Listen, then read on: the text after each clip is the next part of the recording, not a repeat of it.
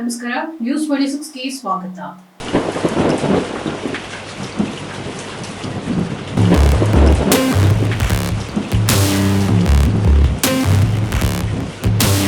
ಮುಂದಿನ 48 ಗಂಟೆಗಳಲ್ಲಿ ಬೆಂಗಳೂರು ಸೇರಿ ಈ ಜಿಲ್ಲೆಗಳಲ್ಲಿ ಭಾರೀ ಮಳೆಯಾಗುವ ಸಂಭವವಿದೆ. ಕಳೆದ ಕೆಲವು ದಿನಗಳಿಂದ ತಣ್ಣಗಾಗಿದ್ದ ಮಳೆರಾಯ ಮತ್ತೆ ತನ್ನ ವರ್ಣಾರ್ಪಟವನ್ನ ಮುಂದುವರಿಸಿದ್ದಾನೆ. ಮುಂದಿನ 48 ಗಂಟೆಗಳ ಕಾಲ ರಾಜ್ಯದ ವಿವಿಧ ಜಿಲ್ಲೆಗಳಲ್ಲಿ ಗುಡುಗು ಸಹಿತ ಭಾರೀ ಮಳೆಯಾಗಲಿದೆ ಎಂದು ಹವಾಮಾನ ಇಲಾಖೆ ಮುನ್ಸೂಚನೆ ನೀಡಿದೆ.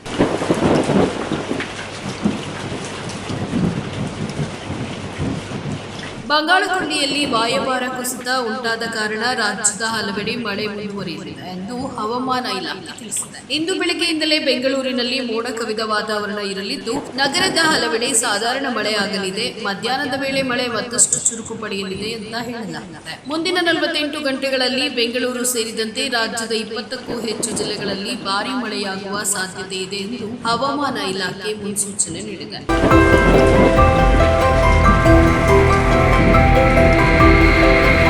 ರಾಜ್ಯದ 20ಕ್ಕೂ ಅಧಿಕ ಜಿಲ್ಲೆಗಳಲ್ಲಿ ಡಿಸೆಂಬರ್ 18ರಿಂದ ಮಳೆಯಾಗಲಿದ್ದು, ದಕ್ಷಿಣ ಕನ್ನಡ, ಉಡುಪಿ, ಉತ್ತರ ಕನ್ನಡ, ಗದಗ, ಹಾವೇರಿ, ಕೊಪ್ಪಳ, ರಾಯಚೂರು, ಯಾದಗಿರಿ, ಬೆಂಗಳೂರು ಗ್ರಾಮಾಂತರ, ಬೆಂಗಳೂರು ನಗರ, ಚಾಮರಾಜನಗರ, ಚಿಕ್ಕಬಳ್ಳಾಪುರ, ಚಿಕ್ಕಮಗಳೂರು, ಚಿತ್ರದುರ್ಗ, ದಾವಣಗೆರೆ, ಹಾಸನ, ಕೊಡಗು, ಕೋಲಾರ, ಮಂಡ್ಯ, ಮೈಸೂರು, ರಾಮನಗರ, ಶಿವಮೊಗ್ಗ, ತುಮಕೂರು, ವಿಜಯನಗರದಲ್ಲಿ ಮಳೆಯಾಗಲಿದೆ ಎಂದು ಹವಾಮಾನ ಇಲಾಖೆ ಮುನ್ಸೂಚನೆ ನೀಡಿದೆ.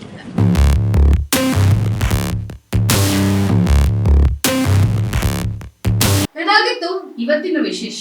ಇನ್ನಷ್ಟು ಸುದ್ದಿಗಾಗಿ ನೋಡ್ತಾ ಇರಿ ನ್ಯೂಸ್ 26 ಕನ್ನಡ. ನಾವು ನಿಮ್ಮೊಂದಿಗೆ.